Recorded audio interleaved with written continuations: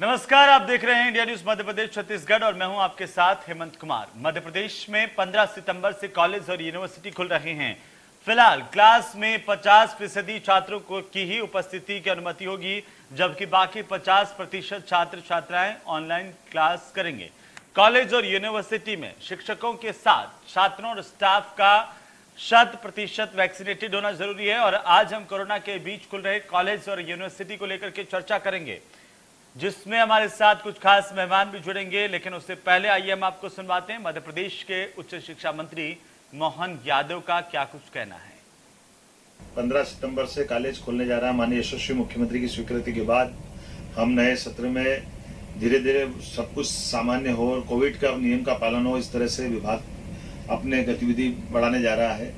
खास करके उच्च शिक्षा के समस्त महाविद्यालय, विश्वविद्यालय, प्राइवेट विश्वविद्यालय, प्राइवेट महाविद्यालय सने सने हमारे अपने सब कुछ कोविड के संख्या के 50% के आधार पर ही हमारी गतिविधि प्रारंभ करेंगे। हम उम्मीद कर रहे हैं कि इस आधार पर हम अपनी लाइब्रेरी, हॉस्टल, मेस सब कुछ ओपन करेंगे। लेकिन जैसे महाविद्यालय में संख्या रहेगी उस अनुपात में अलग अलग ग्रुप बना करके और जो लोग घर रहेंगे उनको ऑनलाइन पढ़ाई की सुविधा दे करके इस कोविड के सत्र में भी हम शैक्षणिक सत्र को सामान्य करने की दिशा में। तो एक तरफ कोविड की तीसरी लहर की आशंका और दूसरी तरफ खुलते हुए कॉलेज और विश्वविद्यालय, इसी को लेकर के अभिभावक और छात्र क्या कुछ कह रहे हैं वो भी सुन लेते हैं। अगर कोविड प्रोटोकॉल के तहत खुला है तो बहुत अच्छी बात है। बच्चे घर पे रहते रहते बोर हो चुके हैं और जिन बच्चों को वैक्सीनेशन हो चुका है उनको कॉलेज में अलाउ करना चाहिए, जिससे कुछ बेहतर बच्चे सीख पाएँ। घर पे कितना भी बच्चे पढ़ लें, लेकिन जो कॉलेज की स्टडी होती है, जो कॉलेज का एटमॉस्फेयर होता है, वो बच्चों के लिए बहुत अच्छा होता है। हाँ, मतलब ऑफलाइन हो तो ज़्यादा अच्छा है, क्योंकि ऑनलाइन से आइज़ वगैरह, फ़ोन वगैरह डिस्ट्रैक्ट होता है माइंड। अगर ऑफलाइन पढ़ेंगे तो और भी अदर एक्टिविटीज़ है, like circular activities, game, sports, उसमें बच्चे आगे रहते हैं। अदरवाइज सिर्फ पढ़ाई में और फिर फ़ोन से माइंड डिस्ट्रैक्ट होता है।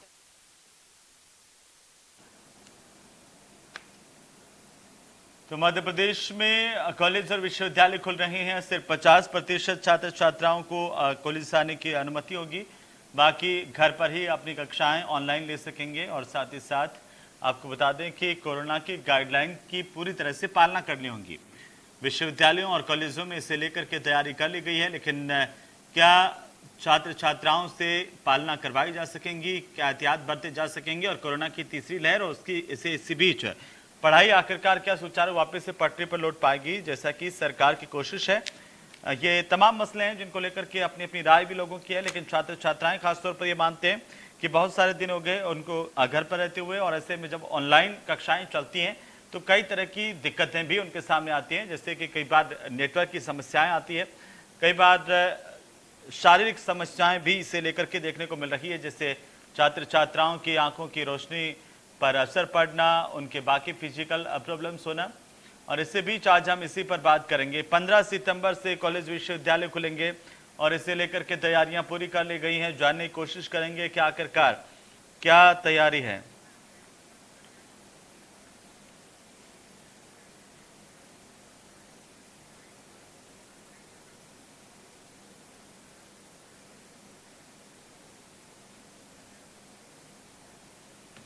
तो आखिरकार मध्य प्रदेश में सरकार के ऐलान के बाद अब 15 तारीख से कॉलेज और विश्वविद्यालय खुल रहे हैं। हमारे साथ एक पैनल है जिससे बात करेंगे। मैं तारुफ करवा दूं, हमारे साथ इस वक्त अखिलेश कुमार पांडे हैं, कुलपति हैं विक्रम विश्वविद्यालय के।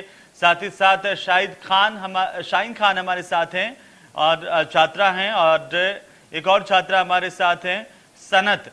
आप सभी का बहुत बहुत स्वागत है इंडिया न्यूज पर। सबसे पहले आप ही से शुरुआत करेंगे अखिलेश जी, किस तरह की तैयारियां हैं, क्योंकि देखिए सरकार ने तो कह दिया है कि स्कूल, कॉलेज और तमाम शैक्षणिक संस्थान खोले जाएं। विश्वविद्यालयों की और कॉलेजों की बात करें, आपकी तैयारियां क्या हैं? सबसे पहले तो मैं आपको धन्यवाद देना चाहूंगा कि काफी दिनों के बाद जो ये शासन का निर्णय है कि 15 सितंबर से हमारे जो विश्वविद्यालय और महाविद्यालय खोले जाएं, ये बहुत ही स्वागत योग्य है। क्योंकि विद्यार्थी जो है मात्र घर पे ऑनलाइन पढ़ के बहुत सारी उनको भी मानसिक और शारीरिक प्रताड़नाएं हो रही है, बहुत सारी प्रॉब्लम आ रही है। साइकोलॉजिकल बहुत सारे प्रॉब्लम आ रहे हैं, और जो टीचरों शिक्षकों का इंटरेक्शन होता है विद्यार्थियों से वो नहीं हो पा रहा था। इसलिए ये बहुत स्वागत योग्य है। इसमें हम विश्वविद्यालयों की तरफ से हम लोग पूरी तैयारी कर रहे हैं कि पूरी कोरोना जो कोविड की गाइडलाइन है उसको पालन करते हुए, जैसे कि संख्या बहुत ज्यादा एक साथ में ना आए, 50% विद्यार्थी ऑफलाइन में आए, 50% इसमें आए, इसकी पूरी व्यवस्था हम लोग कर रहे हैं। दूसरा, जैसे रूम का सैनिटाइजेशन है, बीच बीच में रूम जो क्लासरूम है उसका सैनिटाइजेशन, उसकी साफ सफाई। दूसरा, विद्यार्थियों को लगातार ये जानकारी दी जा रही है, उन्हें अवेयरनेस दी जा रही है कि वो मास्क लगाएं, सैनिटाइजेशन के जितने भी प्रक्रियाएं हैं उसको वो पूरा करें। साथ में जो भी विद्यार्थी ऑफलाइन आएगा उसको और शिक्षक दोनों को वैक्सीनेशन करना बहुत जरूरी है, क्योंकि कोविड-19 एक वायरल डिजीज है। ये सिर्फ हर्ड इम्यूनिटी से ही हम इसको दूर कर सकते हैं। हर्ड इम्यूनिटी जैसे जैसे डेवलप होगी वैसे ही ये बीमारी भी दूर होगी। अभी एक अनुभव मैं आपको बताना चाहूंगा कि मैं जिस विक्रम जी अनुभव बाद में सुनेंगे आपका। हमारे साथ सनत है और शाहीन है, दो छात्राएं हैं, उनसे भी बात कर लेते हैं, फिर मैं वापस आपके पास आता हूं। सनत, आप मुझे सुन पा रही हैं तो कैसा लग रहा है आपको? अब काफी दिनों के बाद कॉलेज और विश्वविद्यालय खुलेंगे।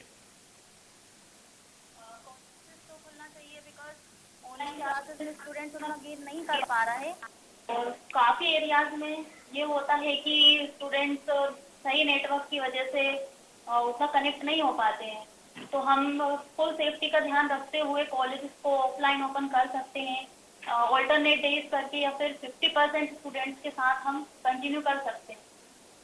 जी शाहीन, आप क्या कहना चाहेंगे? आपको कैसा लग रहा है?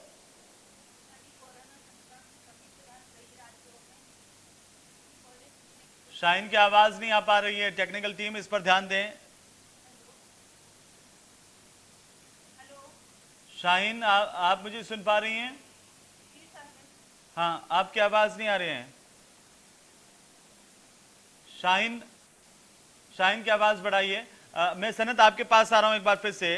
क्या समस्याएं, क्या दिक्कतें आ सकती है छात्राओं को? क्योंकि देखिए, एक तरफ कोरोना का खतरा अभी खत्म नहीं हुआ है, कोरोना भी है हमारे आसपास, और तीसरी लहर की आशंका भी है।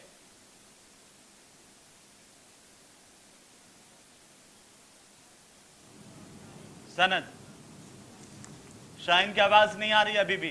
जी सनत बोलिए। सनत की आवाज बढ़ाइए थोड़ी। ऑफलाइन क्लासेस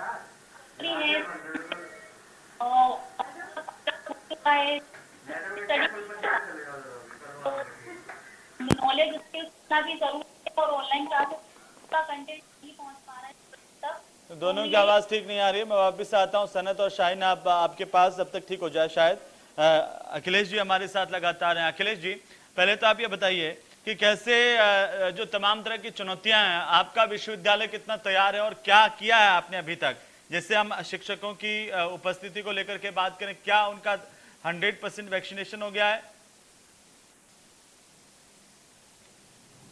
विश्वविद्यालय में हमारे शिक्षकों, जहां तक विक्रम विश्वविद्यालय को, वहां 100% वैक्सीनेशन हो चुका है। दोनों ही वैक्सीनेशन हो चुके हैं जी। कक्षाओं को बिल्कुल साफ सफाई करके हम उसकी व्यवस्था कर रहे हैं। दूसरा, जहां पे विद्यार्थी कम हैं, जैसे यूनिवर्सिटीज में विद्यार्थी की संख्या जहां पे कम है, वहां पे हम लोग एक कुर्सी छोड़ के दूसरी कुर्सी पे सोशल डिस्टेंसिंग का पालन करते हुए वहां पे उन बच्चों को हम पूरे 100% भी उन्हें बुला सकते हैं, जहां पे कि बहुत कम संख्या में बच्चे हैं।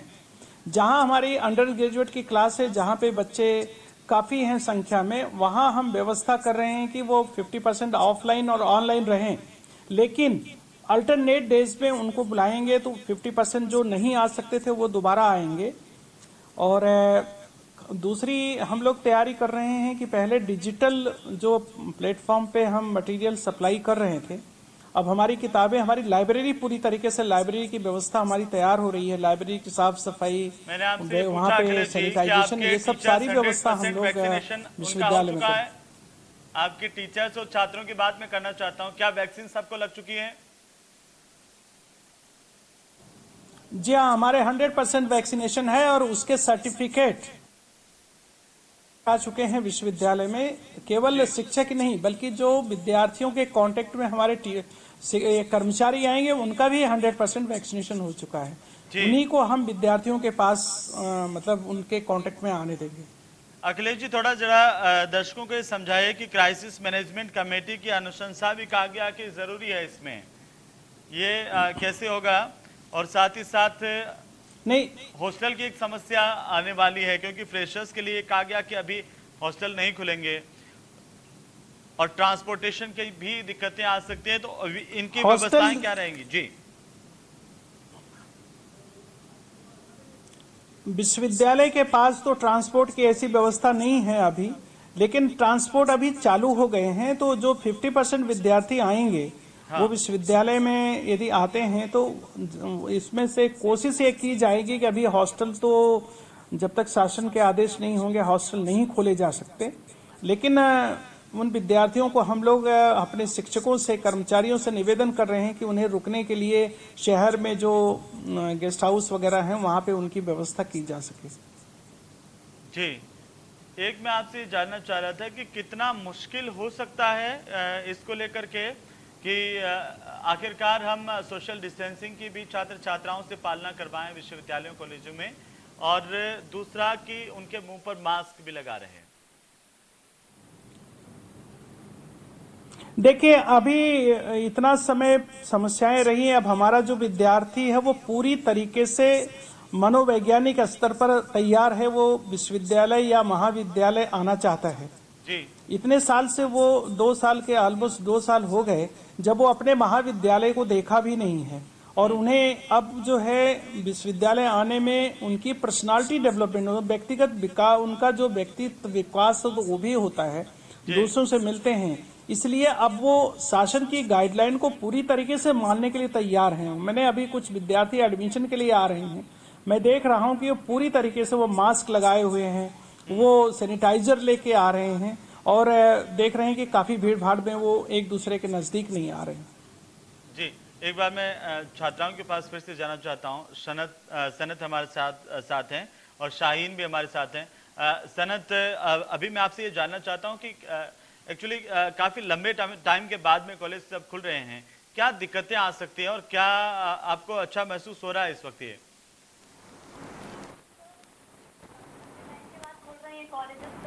सर, काफ़ी लंबे टाइम के बाद खुल रहे हैं कॉलेजेस, तो थोड़ी प्रॉब्लम्स तो स्टार्टिंग में होगी, पर हम एक प्रॉपर मैनेजमेंट के साथ हम स्टार्ट कर सकते हैं। और ये है कि कॉलेजेस जाने में अब स्टूडेंट्स के लिए ज़्यादा ज़रूरी हो रहा है, क्योंकि अब बहुत टाइम से उतना कंटिन्यू नहीं रह पाया है। अब ऑलमोस्ट 3 इयर्स हो चुका है कोरोना को, और हम जानते ही हैं कि कितना डेंजरस वायरस है। तो हाँ, सुरक्षा का भी ध्यान रखा जाएगा इस चीज़ के लिए, पर साथ साथ स्टडी भी ज़रूरी ही है, क्योंकि ऐसा नहीं कर सकते हम कि स्टूडेंट्स को लॉस हो उसमें, तो इसीलिए हमें कॉलेज स्टार्ट करना ज़रूरी है। जी, शाहीन, आप कुछ कहना चाहेंगे कॉलेज प्रबंधन से, विश्वविद्यालय प्रबंधन से, कि क्या समस्याएं हैं जिन पर ध्यान देना होगा छात्र छात्राओं की जब वो इतने लंबे समय बाद में विश्वविद्यालयों में या कॉलेज में आ रहे हैं? क्या परेशानी हो सकती है छात्र छात्राओं को?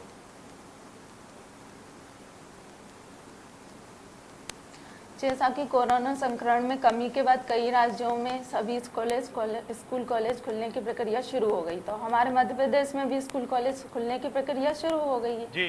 तो अब जानते हैं कि स्टूडेंट काफ़ी मैच्योर हैं, तो वो अपनी सेफ्टी का ध्यान खुद से रख सकते हैं। सैनिटाइज़र लें, मास्क लगाएं, और भी जो भी मतलब सेफ्टी का ध्यान रखा जाए तो आ सकते हैं बच्चे फिर स्कूल कॉलेज। जी, लेकिन सनत, जो बाहर से आने वाले विद्यार्थी हैं जो शहर के कॉलेज में पढ़ते हैं, उनको तो दिक्कत हो सकती है। जैसे कि अभी जिक्र कर रहे थे अखिलेश जी, जो कुलपति हैं विक्रम विश्वविद्यालय के, एक हॉस्टल को लेकर के और एक मैथ्स को लेकर के, कि मैथ्स में थोड़ा सा ध्यान रखना होगा।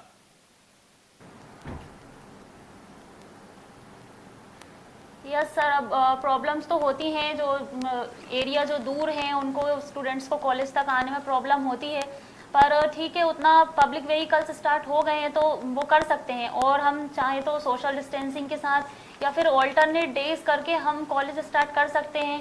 50% स्टूडेंट्स के साथ फुल सैनिटाइज करिए कॉलेज को, मास्क, सैनिटाइजर प्रॉपर स्टूडेंट्स भी अपने साथ रखें और वो कॉलेजेस में भी उपलब्ध कराया जाए, तो उस बेस पे हम कर सकते हैं स्टार्ट। जी अखिलेश जी, छात्राओं का कहना है और ये पूछ भी रही है कि क्या आपके विश्वविद्यालय या उससे संबंधित जो कॉलेज हैं उसमें ये व्यवस्था की गई है कि जो छात्र अपने घर से सैनिटाइजर वगैरह नहीं अगर कोई ला रहा है तो उनको विश्वविद्यालय या कॉलेज में भी वो सैनिटाइजर उपलब्ध करवाए जा सकें, या कोई एक टीम ऐसी बना दे जिससे वो ध्यान रख पाए, निगरानी रख पाए तमाम जगहों पर जा करके?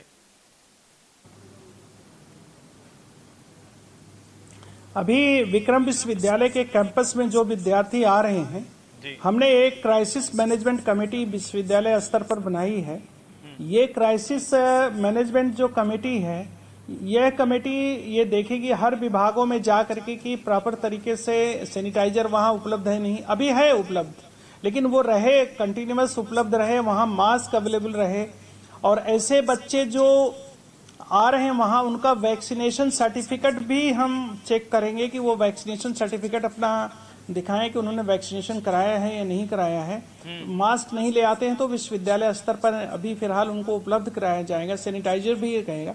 अभी इस तरीके की एक कमेटी बनाने का जो आदेश है, अधिसूचना है, वो सारे संबंधित कॉलेजेस को, प्रिंसिपल्स को भी जा रही है।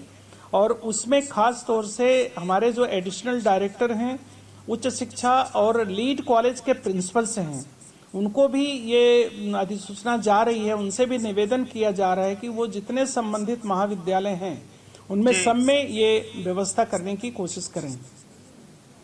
जी, ये जो गाइडलाइन जारी की गई है उसमें कहा गया कि देखिए, एक तो क्राइसिस मैनेजमेंट ग्रुप की अनुशंसा जरूरी होगी, साथ ही साथ गाइडलाइन में यह भी कहा गया कि जो विश्वविद्यालय और कॉलेज हैं उसमें शैक्षणिक और अशैक्षणिक स्टाफ की 100% उपस्थिति होनी चाहिए।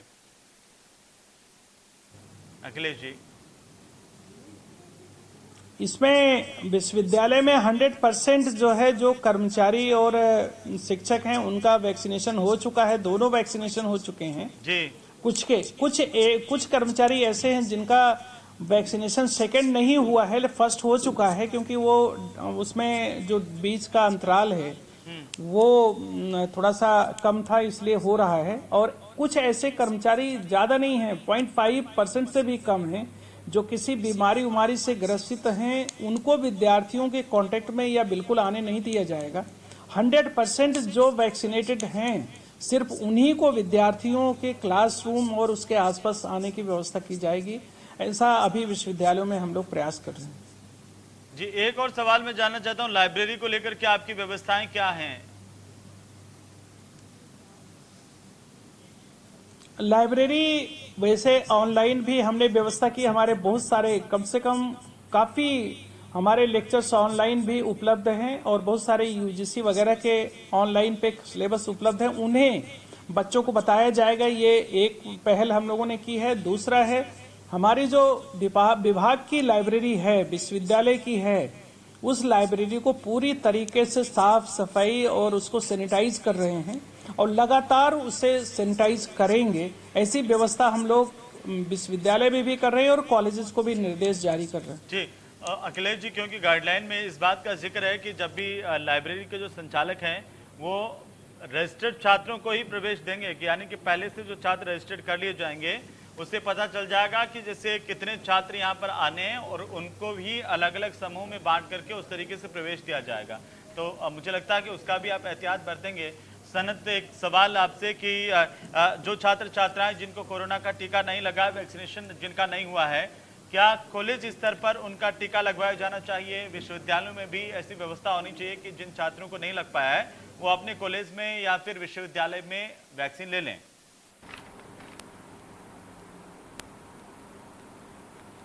हाँ, अभी भी बहुत से ऐसे लोग हैं जिनको वैक्सीनेशन नहीं हुआ है, तो कॉलेजेस में भी कैंपस की सुविधा कराई जाए तो जो बच्चे अभी वैक्सीनेशन नहीं ले पाए हैं उन तक भी वैक्सीन पहुंचे, तो इससे सारे जो बचे हुए बच्चे जो स्टूडेंट्स हैं उनको भी वैक्सीनेशन हो जाएगा, और जो सर्टिफिकेट्स है वो भी चेक करना चाहिए, तो उससे पता चलेगा कि एक एवरेज के हाँ इतने स्टूडेंट्स ने वैक्सीन ले ली है। जी, अब वो भी जमा कराना जरूरी होगा। अखिलेश जी, इस पर क्या कहना चाहेंगे? इस पर विचार कर रहे हैं क्या आप लोग? नहीं, विचार नहीं, हमने ये व्यवस्था कर ही दिया है। हमारे जो लोकल शासन प्रशासन है उससे मिल करके हमने यहाँ कई शिविर लगाए, और जैसे विद्यार्थी आता है यदि वो वैक्सीनेटेड नहीं है तो उसकी पूरी व्यवस्था विश्वविद्यालय कराएगा वैक्सीनेशन की। जी, चलिए, बहुत बहुत शुक्रिया अखिलेश जी हमारे साथ जुड़ने के लिए। सनत, आपका भी शुक्रिया, और शाहीन, आपका भी बहुत बहुत शुक्रिया। कुल मिलाकर के 15 तारीख से स्कूल तो पहले ही खुल चुके हैं, लेकिन 15 तारीख से कॉलेज और विश्वविद्यालय भी खुल रहे हैं, और ऐसे में अपनी अपनी तैयारियां पूरी कर ली गई हैं। छात्र छात्राओं में भी इसे लेकर उत्साह देखा जा रहा है।